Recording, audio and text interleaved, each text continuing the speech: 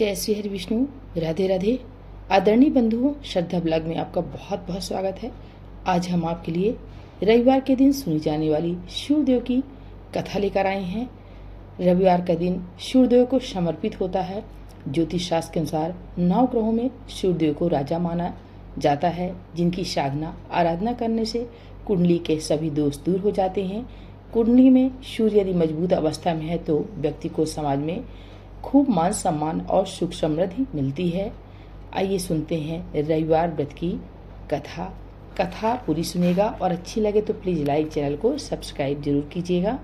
प्राचीन काल में एक नगर में एक वृद्धा रहती थी। उनका नियम था कि वह हर रविवार घर के आंगन को गोबर से लीपकर भोजन तैयार करती और सूर्यदेव को भोग लगाकर ही भोजन करती थी।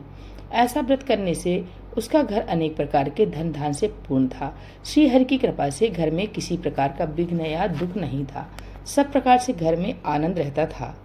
इस तरह कुछ दिन बीत जाने पर उसकी एक पड़ोसन, जिसकी गौ का गोबर वह वृद्धा लाया करती थी, विचार करने लगे कि यह सर्वदा वृद्धा सुखी है, मेरी गौ का गोबर ले जाती है, इसलिए अपनी गौ को घर के भीतर बांधने लग गई। वृद्धा को गोबर न मिलने से रविवार के दिन अपने घर को न ही लीप सकी, इसलिए उसने न तो भोजन बनाया न भगवान को भोग लगाया तथा स्वयं भी उसने भोजन नहीं किया। इस प्रकार उसने निराहार व्रत किया। रात्रि हो गई और वह भूखी सो गई। रात्रि में भगवान ने उसे स्वप्न दिया और भोजन न बनाने तथा लगाने का कारण पूछा।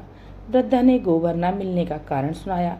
तब भगवान ने कहा कि माता, हम तुमको ऐसी गौ देते हैं जिससे सभी इच्छाएं पूर्ण होती हैं, क्योंकि तुम हमेशा रविवार को गौ के गोबर से लिपकर भोजन बनाकर मेरा भोग लगाकर खुद भोजन करती हो। इससे मैं खुश होकर तुमको वरदान देता हूँ।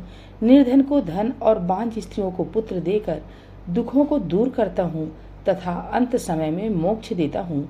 स्वप्न में ऐसा वरदान देकर भगवान तो अंतर्धान हो गए और वृद्धा की आंख खुली तो वह देखती है कि आंगन में एक अति सुंदर गौ और बछड़ा बंधे हुए हैं। वह गाय और बछड़े को देखकर अति प्रसन्न हुई और उसको घर के बाहर बांध दिया और वहीं खाने को चारा डाल दिया। जब उसकी पड़ोसन वृद्धा ने घर के बाहर एक अति सुंदर गौ और बछड़े को देखा तो देश के कारण उसका हृदय जल उठा और उसने देखा कि गाय ने सोने का गोबर किया है, तो वह उस गाय का गोबर ले गई और अपनी गाय का गोबर उसकी जगह रख दिया। वह नित्य प्रति ऐसा ही करती रही और सीधी साधी वृद्धा को इसकी खबर होने नहीं दी। तब सर्वव्यापी ईश्वर ने सोचा कि चालाक पड़ोसन के कर्म से वृद्धा ठगी जा रही है, तो ईश्वर ने संध्या के समय अपनी माया से बड़े जोर की आंधी चला दी। वृद्धा ने आंधी के भय से अपनी गौ को भीतर बांध दिया।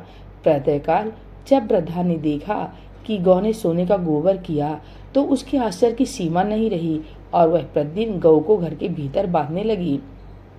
उधर पड़ोसन ने देखा कि बुढ़िया गौ को घर के भीतर बांधने लगी है और उसका सोने का गोबर उठाने का दांव नहीं चल रहा, तो वह ईर्ष्या और डाह से जल उठी और कुछ उपाय न देख पड़ोसन ने उस देश की राजा को सभा में जाकर कहा, महाराज, मेरे पड़ोस में एक वृद्धा के पास ऐसी गऊ है जो आप जैसे राजाओं के योग्य है। वह नित्य सोने का गोबर देती है। आप उस सोने से प्रजा का पालन करिए। वह वृद्धा इतने सोने का क्या करेगी? राजा ने यह बात सुनकर अपने दूतों को वृद्धा के घर से गऊ लाने की आज्ञा दी। वृद्धा प्रातः ईश्वर का भोग लगा भोजन ग्रहण करने जा रही थी कि राजा के कर्मचारी गऊ खोलकर ले गए। वृद्धा काफी रोई चिल्लाई, किंतु कर्मचारियों के समक्ष कोई क्या कहता। उस दिन वृद्धा गऊ के वियोग में भोजन ना खा सकी और रात भर रो रो कर ईश्वर को गऊ को पुनः के लिए प्राप्त करने के लिए प्रार्थना करती रही। उधर राजा गऊ को देखकर प्रसन्न हुआ, लेकिन सुबह जैसे ही वह उठा सारा महल गोबर से भरा दिखाई देने लगा। राजा यह देखकर घबरा गया। भगवान ने रात्रि में राजा को स्वप्न में कहा कि हे राजा, गाय वृद्धा को लौटाने में ही तेरी भलाई है। उसके रविवार के व्रत से प्रसन्न होकर मैंने उसे गाय दी थी। प्रातःकाल होते ही राजा ने वृद्धा को बुलाकर बहुत से धन के साथ सम्मान सहित गऊ बछड़ा लौटा दिया। उसकी पड़ोसन को बुलाकर उचित दंड दिया। इतना करने के बाद राजा के महल से गंदगी दूर हुई। उस दिन से राजा ने नगरवासियों को आदेश दिया कि राज्य के तथा अपनी समस्त मनोकामनाओं की पूर्ति के लिए रविवार का व्रत रखा करो। व्रत करने से नगर के लोग सुखी जीवन व्यतीत करने लगे। कोई भी बीमारी तथा प्रकृति का प्रकोप उस नगर पर नहीं होता था। सारी प्रजा सुख से रहने लगी। बोलिए रविवार व्रत कथा की जय। सूर्य नारायण भगवान की जय।